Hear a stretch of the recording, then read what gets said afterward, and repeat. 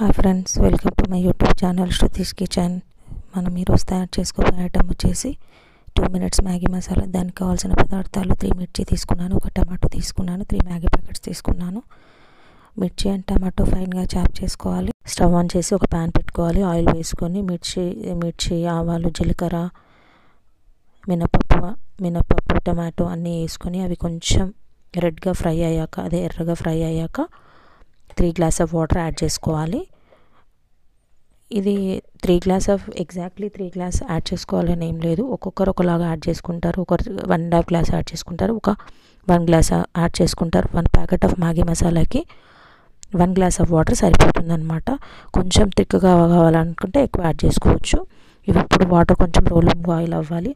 నేను మసాలా యాడ్ చేయడం video clip miss అయిందండి, అందుకే చెప్తున్నాను.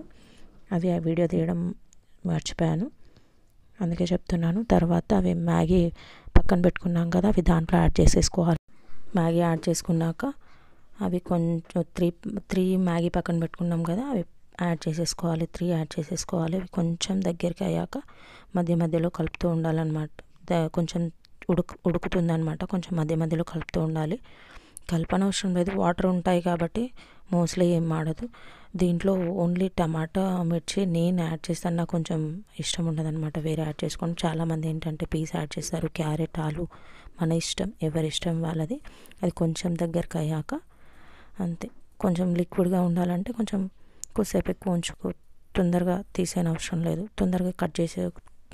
అంతే అండి, మన మ్యాగీ మసాలా రెడీ అయిపోయింది. Please do like, share and